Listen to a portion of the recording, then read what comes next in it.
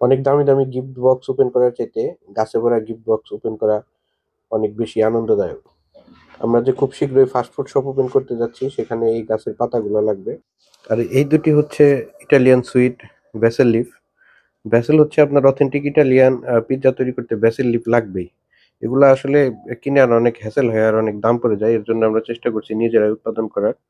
ইনশাল্লাহ আমরা এগুলা যদি যত্ন সহকারে লাগাতে পারি এবং বাড়িয়ে তুলতে পারি, তাহলে আমরা নিজেরাই নিজেদের জন্য করতে পারবো, সরবরাহ করতে পারবো। তাছাড়া আমরা একটা নার্সারির কাজ হাতে নিয়েছি। যদি অতিরিক্ত করতে পারি, চারা করতে পারি ভবিষ্যতে ইনশাল্লাহ, তাহলে সেখানেও আপনারা চারাগুলো পাবেন। এটি হচ্ছে স্টেবিয়া পাতা। চিনিমুক্ত কোনো মিষ্টি খাবার তৈরিতে স্টেবিয়া পাতা ব্যবহৃত হয়। এটি ডায়াবেটিক্স রোগীরা খেতে পারেন। এটি হচ্ছে গোলমরিচের চারা, অথেন্টিক ইন্ডিয়ান গোলমরিচ।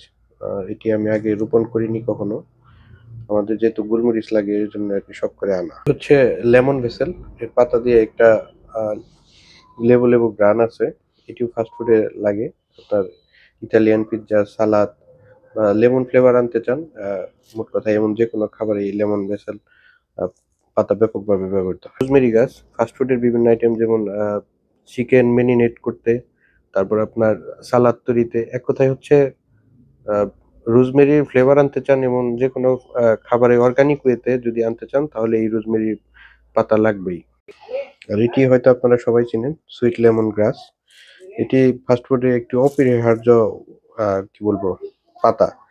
বিভিন্ন আইটেম মেরিনেশন, ড্রিঙ্কস তৈরি, ডিটক্স ওয়াটার তৈরি এবং বিভিন্ন সালাদ তৈরিতে সবসময় ব্যবহৃত হয়, বহুল ব্যবহৃত হয় সুইট লেমন গ্রাস। এই আইটেমগুলো আনার উদ্দেশ্য হচ্ছে, আমরা মূলত যেহেতু ফাস্টফুড শপ ওপেন করতে যাচ্ছি, নিজেদের জন্যই নিজেদের কিছু করা।